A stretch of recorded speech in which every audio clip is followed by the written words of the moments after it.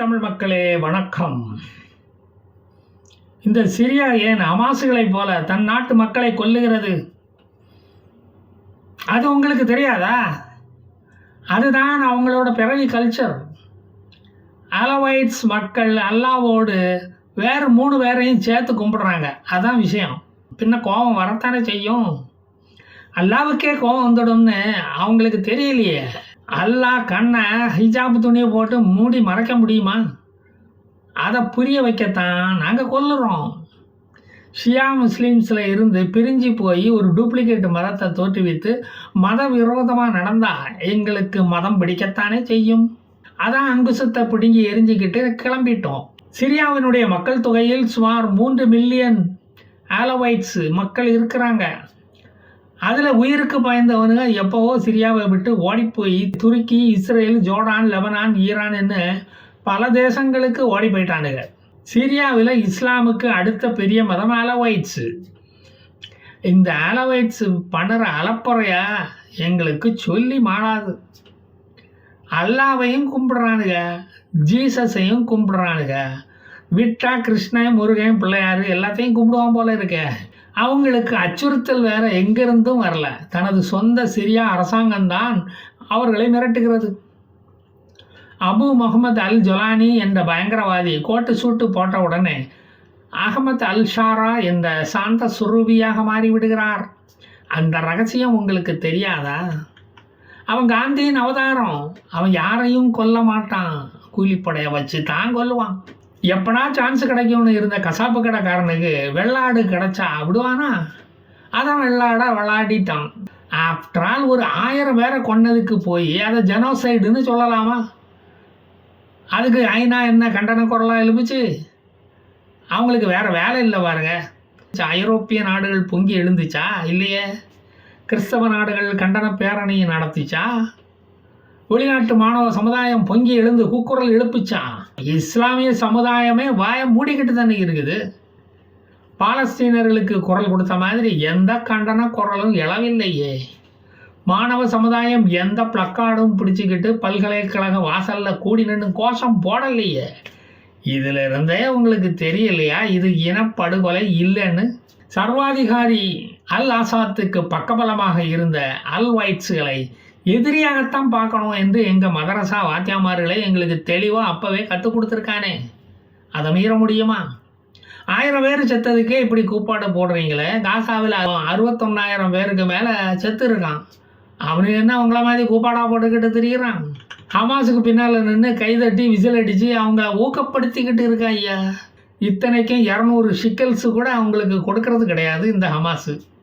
அது தானாக சேர்ந்த ஆட்டுமந்த கூட்டம். சிரியாவில் ஒரு இஸ்லாமிய அரசாங்கம் உருவாகிடுச்சின்னு தெரிஞ்சதும் அலவைட்ஸுகள் தானே பாதுகாப்பாக தங்களை பாதுகாத்து கொள்ளணும். இப்படி வீட்டை திறந்து போட்டுக்கிட்டு இருந்தால் HTS படைகள் அத்துமீறி உள்ள வரத்தானே செய்வாங்க. அவனுக்கும் அரிப்பு எடுக்கும் தானே. அவனும் மனுஷன் தானே ஐயா. இந்த ஃபண்டமெண்டல் அறிவு கூட இல்லைன்னா அவனுக்கு இந்த உலகத்தில் வாழ தகுதி இல்லை அப்படின்னு தானே அர்த்தம். அப்படித்தானே இந்த உலகமும் சொல்லும். நாங்களே விமானங்கள், டேங்குகள், ஆயுத கிடங்குகள் என்று எல்லாத்தையும் இழந்துக்கிட்டு மனசு உடஞ்சி போய் உட்காந்துக்கிட்டு இருக்கோம்.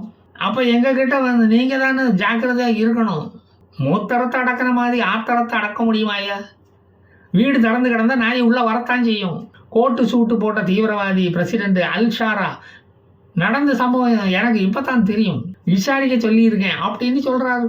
பின்ன நான் சொல்லித்தான் இந்த தாக்குதல் நடந்தது அப்படின்னு நான் சொல்லுவார். அப்படின்னு நீங்கள் ஏன் எதிர்பார்க்குறீங்க? உலக நாடுகளுக்கு எதிர்த்துட்டாங்கன்னா எங்களுக்கு சிக்கலாயிடுமே.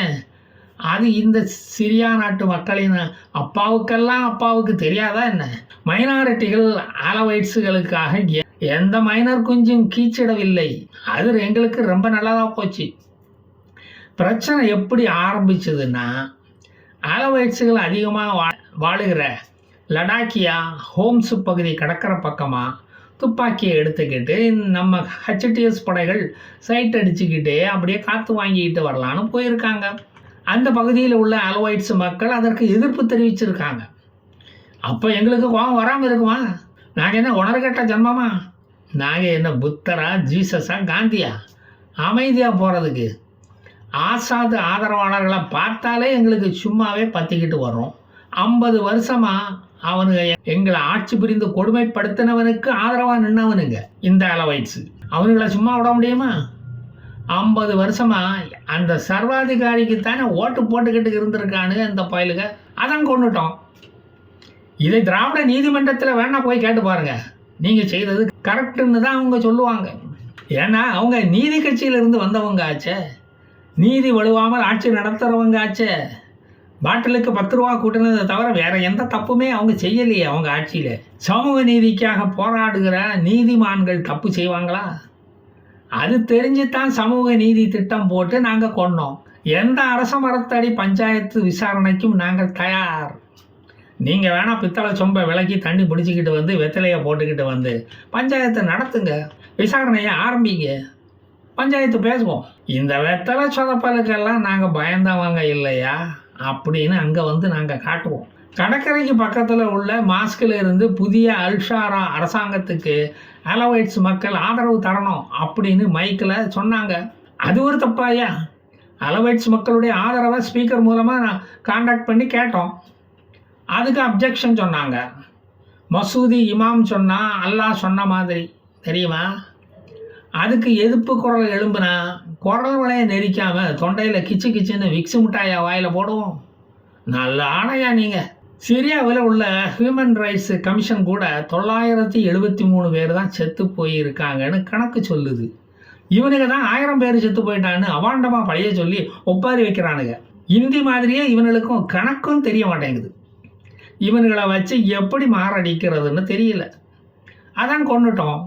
எங்கள் பக்கமும் 230 பேர் செத்துருக்கானே. அந்த ஜனோசைடை பற்றி எவனாவது வாயை திறந்து பேசுகிறானா? கிறுக்கு பாய பிள்ளைக்கு பிறந்த பயலுக. சிரியாவுக்குள்ளே வந்து இஸ்ரேல் அப்பப்போ விமானப்படையை வச்சு தாக்குதல் நடத்திக்கிட்டு ஆயுத கிடங்குகளை அடிச்சுக்கிட்டு நைய புடச்சிக்கிட்டு போய்கிட்டு தான் இருக்கான். அதை யாராவது அவன் சட்டையை பிடிச்சி ஏன்டா அப்படி செஞ்சேன்னு கேட்குறானுங்களா? இஸ்லாமியம் கொண்டா மட்டும் வேட்டியை தூக்கி பிடிச்சிக்கிட்டு காட்டிக்கிட்டு வந்துடுறீங்க. ஒரு சுன்னி முஸ்லீம் சிரியாவில் ஆட்சி அமைச்சா உங்களுக்கு ஏன்டா இப்படி பற்றிக்கிட்டு வருது? இஸ்லாமிலிருந்து பிரிஞ்சு போய் தனியாக ஒரு புது மதத்தை தோற்றுவித்த அலவைட்ஸுகளை இஸ்லாமிய சட்டப்படி நாங்கள் கொண்டு இருக்கிறோம். நாங்கள் செய்கிறது எங்கள் மத வழக்கப்படி தப்பே இல்லை. எங்களுக்கு பாராட்டுகள் வந்து குவிஞ்சுக்கிட்டு இருக்குது தெரியுமா? ஆசாத் அரசாங்கம் இருக்கும்போது அலவைட்ஸுகளை தான் ஆசாத்து உம்மா கொடுத்து அவங்கள ஆர்மியில் சேர்த்து விட்டார். பெரிய பெரிய பதவிகளில் அமர வச்சு அழகு பார்த்தாரு. அவங்க தான் முதலிடத்துல இருந்தாங்க அரசாங்கத்தில். அதே மாதிரி இதுவரைக்கும் ஹமாஸுகளை அவர் ஒரு மனுஷனாகவே மதித்தது இல்லை தெரியுமா? இவங்களுக்கு போய் ஆதரவாக பத்திரிகையில் எழுதுகிறாங்களேன்னு எங்களுக்கு ரொம்ப கோபம். அதான் எங்கள் மனசுக்குள்ளே தூங்கிக்கிட்டு இருக்கிற டிராகுலா முழிச்சுக்கிட்டு அழுகுது. 2011 இந்த அலவைட்ஸுகளை எங்களை எப்படி சவுக்கால் அடித்து வெளுத்தான் தெரியுமா? நாங்கள் கூட இவனுங்க இப்படி நம்மளை நல்லா வெளுக்கிறதுனால தான் இவனுக்கு அலவைட்ஸ் டிட்டர்ஜென்ட் பவுடர் பேரை வச்சுருக்கான்னு நினச்சோம். 2016 வருஷம் வரைக்கும் அல்-கொய்தா என்ற தீவிரவாத குழுவில் இருந்த அபு முகமது அல் ஜுலானி என்ற தீவிரவாதி அப்புறம் நுஸ்ரா பிராண்ட் என்று தனது இயக்கத்துக்கு பேரை மாற்றினதும் அகமது அல் ஷாரா என்ற புனிதராக மாறியதை பார்த்து செந்தில் பாலாஜியே வாயடைச்சு போயிட்டாருன்னா பார்த்துக்குங்களா. தீவிரவாதத்துக்கும் எங்களுக்கும் இப்போ எந்த சம்பந்தமும் நிச்சயதாம்பலமும் நடக்கவில்லை. புழுதரிச்ச அல்-கொய்யாவை நாங்கள் எப்போவோ தூக்கி எறிஞ்சிட்டோம். எங்களை ஒரு சுதந்திர போராட்ட வீரனாக பார்க்காம ஒரு பாலஸ்தீன தீவிரவாதியாக பார்க்குறீங்களே, இது நல்லதுக்கு காலம் இல்லைன்னு அறிஞர் சாதாம் ஹுசைன் சொல்லிட்டு போனது உண்மைதான்னு எங்களுக்கு இப்போ தான் புரியுது. 2015 அல் ஜசீரா டிவியில் அகமது அல் ஜலானி இன்டர்வியூ கொடுக்கும்போது கூட சொன்னார், அல்லாஹ் காட்டிய நல்ல வழியில் நடக்காமல் வழி தவறி போய் வேறு மார்க்கத்துக்கு போய் ஃபெயில் மார்க் எடுத்துட்டாங்க இந்த அலவைட்ஸுகள். அவர்கள் மறுபடியும் தாய் மதத்துக்கு திரும்பி கையில் துப்பாக்கி ஏந்த வேண்டும் என்று பச்சை பிள்ளைக்கு சொன்ன மாதிரி தெள்ள தெளிவாக சொல்லியிருந்தார். அதை நீங்கள் கேட்டீங்களா இல்லையா? ஆனால் அவங்க கேட்கலையே. அப்புறம் அவங்கள கொல்லாமல் வேற என்ன செய்ய முடியும்? நீங்களே சொல்லுங்க நியாயத்தை. சிரியாவில் உள்ள மைனாரிட்டிகள், கிறிஸ்தவர்கள், ட்ரூஸ் இன மக்கள், குர்தீஸ் இன மக்கள் போல உள்ளவர்கள் தான் இந்த அலவைட்ஸ் வாஷிங் பவுடர்கள். அல்ஷாரா அரசாங்கத்துக்கு ஒரு கெட்ட பேரை வாங்கி தருவதில் ஒரு நல்ல பேரை சம்பாதித்தவர்கள் இவர்கள். அவர்கள் செய்த சதி செயல்தான் இந்த ஆயுத புரட்சி கொலைகள். அப்படின்னு சொல்கிறாங்க இந்த கோட்டு போட்ட தீவிரவாதி. மொத்தத்தில் கொலை செய்வது அவர்களுக்கு பிடித்த கசாப்பு தொழில் என்பது மட்டும் நமக்கு நல்லா தெரியுது. ஏனென்றால் மக்களின் ஆன்மாவை அமைதிப்படுத்தும் அமைதி மார்க்கத்தினராச்சே அவர்கள். இது இப்படித்தான் நடக்கும். இனியும் என்ன நடக்கிறது என்று வெயிட் பண்ணி பார்ப்போம். நான் போயிட்டு மறுபடியும் வருவேன். ஜெய் ஹிந்த்.